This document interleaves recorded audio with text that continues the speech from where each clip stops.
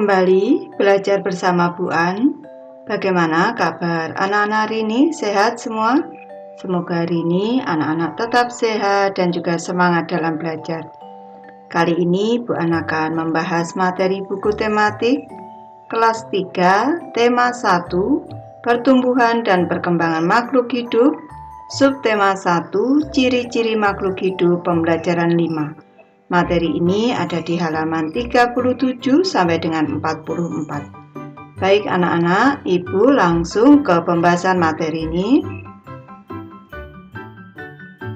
Perhatikan gambar berikut ini. Tampak pada gambar yang pertama di sini, Udin, Benny, dan Edo sedang bermain bersama. Mereka sedang bermain tanah anak-anak. Lanjut ke gambar kedua, tampak di sini Benny sedang mencuci tangan sebelum makan, sedangkan Edo tanpa mencuci tangan terlebih dahulu langsung mengambil kudapan yang tersedia. Di gambar yang ketiga, tampak di sini saat mereka makan kudapan bersama, Edo merasakan sakit perut. Benny dan Udin segera menolong Edo. Mereka membaringkan Udin di tempat tidur. Selanjutnya, mereka segera menghubungi keluarga Edo agar Edo bisa segera dibawa ke dokter. Bekerjalah dengan cara berkelompok. Buatlah cerita berdasarkan gambar di atas. Buatlah cerita pada tempat yang sudah disediakan di halaman berikutnya. Ceritakan hasil kerja kelompokmu di depan kelompok yang lain. Baik anak-anak, di sini Ibu memberi contoh saja cerita berdasarkan gambar. Nanti anak-anak bisa membuat sendiri, tidak harus sama dengan Ibu. Tetapi jalan ceritanya harus runtut sesuai dengan gambar. Baik, Ibu beri judul Edo sakit perut. Sore itu, Udin, Benny, dan Edo bermain di rumah Udin. Mereka bertiga bermain tanah di halaman rumah Udin. Setelah selesai bermain, mereka makan kudapan yang disediakan Ibu Udin. Udin dan Benny mencuci tangan sebelum makan. Tetapi Edo langsung mengambil makanan tanpa mencuci tangan lebih dulu. Mereka bertiga menikmati kudapan dengan lahap. Tak lama kemudian, Edo merasakan perutnya sakit. Edo baru ingat kalau dia belum mencuci tangan saat makan makanan. Udin dan Benny segera menolong Edo. Mereka membaringkan Edo di kamar Udin. Setelah itu, mereka segera menghubungi keluarga Edo agar dia dibawa ke dokter. Ayo berdiskusi anak-anak.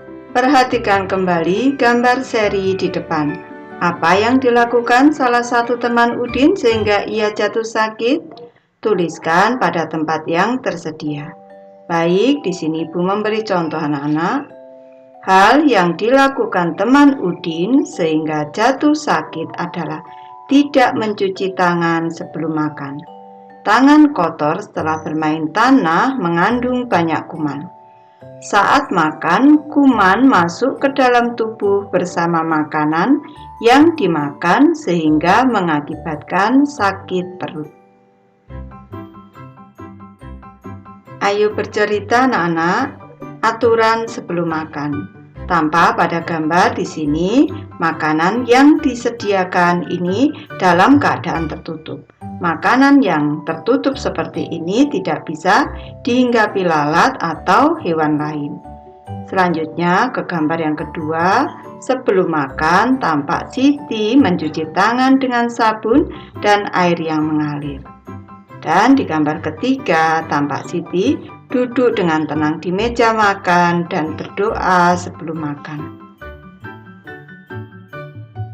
Aturan sebelum makan. Salah satu ciri makhluk hidup adalah tumbuh. Untuk bertumbuh, makhluk hidup perlu makanan dan air. Makanan yang baik untuk pertumbuhan adalah makanan yang bersih dan sehat. Kebersihan makanan juga akan mempengaruhi pertumbuhan. Seharusnya mempengaruhi anak-anak. Jika makanan yang kita makan tidak bersih, kesehatan dan pertumbuhan kita akan terpengaruh. Salah satu cara menjaga makanan agar tetap bersih adalah dengan menutup makanan. Hal ini perlu dilakukan agar makanan tidak dihinggapi lalat atau hewan lainnya. Makanan dapat menjadi tempat lalat bertelur yang menyebabkan makanan menjadi kotor. Selain menjaga kebersihan, kita juga harus berdoa sebelum makan. Berdoa untuk berterima kasih atas karunia yang diberikannya. Makan sesuai kebutuhan, menjaga kebersihan makanan, serta berdoa sebelum dan sesudah makan merupakan contoh sikap bersyukur. Sikap bersyukur merupakan pengamalan sila pertama Pancasila, yaitu ketuhanan yang Maha Esa. Jika kita sudah makan sesuai kebutuhan, menjaga kebersihan, serta berdoa sebelum dan sesudah makan, berarti kita sudah melaksanakan sila pertama Pancasila. Berdoa juga menunjukkan sikap berterima kasih kepada Tuhan. Selalu berdoa sebelum dan sesudah melakukan kegiatan juga merupakan contoh pengamalan sila pertama Pancasila. Tuliskan kebiasaan yang kamu lakukan sebelum makan. Lalu ceritakan di depan teman-temanmu. Ibu memberi contoh ini anak-anak. Kebiasaanku sebelum makan adalah mencuci tangan dengan sabun dan air yang mengalir, duduk dengan tenang di meja makan dan berdoa. Bandingkan kebiasaanmu dengan kebiasaan temanmu. Adakah kebiasaan makan yang baik tetapi belum kamu lakukan? Bagaimana kamu akan melakukannya? Baik, di sini Ibu memberi contoh saja. Ada kebiasaan makan yang baik tetapi belum aku lakukan, yaitu mengambil makanan secukupnya. Aku akan berusaha mengambil makanan secukupnya saat makan, agar makanan tidak tersisa di piring. Ayo berlatih anak-anak. Tampak pada gambar di sini adalah peternakan sapi perah. Di gambar selanjutnya, pada peternakan sapi perah, ini sapi perah diambil susunya. Selanjutnya, susu diolah di pabrik. Di sini anak-anak diolah di pabrik menghasilkan susu dalam bentuk kemasan. Susu sapi adalah salah satu contoh makanan yang sangat baik untuk kesehatan. Beberapa perusahaan memproduksi susu sapi dalam bentuk kemasan kotak siap saji agar mudah dikonsumsi. Berikut ini adalah jumlah susu kemasan kotak yang dapat dihasilkan oleh beberapa perusahaan. Kita amati tabelnya anak-anak. Di sini ada perusahaan A, jumlah susu kemasan yang dihasilkan per bulan 1.200 kotak, perusahaan B 3.000 kotak, perusahaan C 4.800 kotak, perusahaan D 3.250 kotak, dan perusahaan E 2.200 kotak. Ini kalau kita amati anak-anak, kalau kita bandingkan dari terkecil ke terbesar atau yang paling sedikit dan yang paling banyak, kita bandingkan dari nilai tempat ribuan. Di sini 1, di sini 3, di sini 4, di sini 3, di sini 2. Yang paling sedikit yang ribuannya 1, yaitu perusahaan A, jumlah susu kemasannya 1.200, dan yang paling banyak menghasilkan susu adalah perusahaan C. Ribuannya 4 anak-anak, jumlah susu kemasan yang dihasilkan adalah 4.800 kotak. Berdasarkan daftar tersebut, selesaikan beberapa persoalan berikut ini. Yang pertama, manakah perusahaan yang menghasilkan susu kemasan kotak paling banyak setiap bulan? Jawabannya adalah perusahaan C. Dan pertanyaan kedua, manakah perusahaan yang menghasilkan susu kemasan kotak paling sedikit setiap bulan? Jawabannya adalah perusahaan A. Contoh, berapa jumlah susu kemasan kotak yang dihasilkan perusahaan A dan D? Permasalahan tersebut diselesaikan dengan penjumlahan. Penjumlahan dapat dilakukan dengan cara susun ke bawah. Letakkan bilangan sejajar sesuai nilai tempatnya, lalu jumlahkan sesuai kelompok. Cara menyelesaikan. Perusahaan A menghasilkan 1.200 kotak, perusahaan D menghasilkan 3.250 kotak.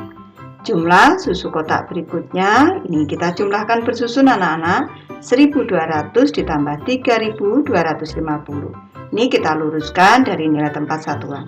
0 ditambah 0, 0, 0 ditambah 5, 5, 2 ditambah 2, 4, 1 ditambah 3, 4. Berarti jumlah keseluruhannya adalah 4.450. Selesaikan soal-soal berikut ini. Ibu mulai dari soal nomor 1. Berapa jumlah susu kemasan kotak yang dihasilkan perusahaan A dan B? Baik, Ibu bahas penyelesaiannya. Perusahaan A menghasilkan 1.200 kotak, perusahaan B menghasilkan 3.000 kotak. Jumlah susu kotak semuanya, ini kita jumlahkan dengan cara susun ke bawah anak-anak. Ini ada tambah di sini. 0 ditambah 0 sama dengan 0. 0 ditambah 0, 0. 2 ditambah 0, 2. Ada tanda titik di sini. 1 ditambah 3, 4. Berarti jumlah susu kotak semuanya 4.200. Lanjut ke soal nomor 2. Berapa jumlah susu kemasan kotak yang dihasilkan perusahaan B dan E? Baik, Ibu bahas penyelesaiannya. Perusahaan B menghasilkan 3.000 kotak, perusahaan E menghasilkan 2.200 kotak. Jumlah susu kotak semuanya, ini kita jumlahkan bersusun ke bawah. 0 ditambah 0, 0, 0 ditambah 0, 0, 0 ditambah 2, 2, selanjutnya 3 ditambah 2, 5. Semuanya ada 5.200 kotak. Ibu lanjut ke soal ketiga anak-anak. Berapa jumlah susu kemasan kotak yang dihasilkan perusahaan A dan E? Baik, Ibu bahas penyelesaiannya. Perusahaan A menghasilkan 1.200 kotak, perusahaan E menghasilkan 2.200 kotak. Jumlah susu kotak semuanya ini kita bersusun ke bawah. 1.200 ditambah 2.200. 0 ditambah 0, 0.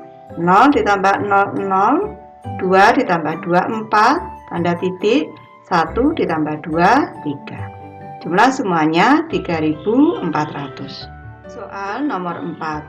Berapa jumlah susu kemasan kotak yang dihasilkan perusahaan B dan C? Baik, Ibu bahas penyelesaiannya. Perusahaan B menghasilkan 3.000 kotak, perusahaan C menghasilkan 4.800 kotak.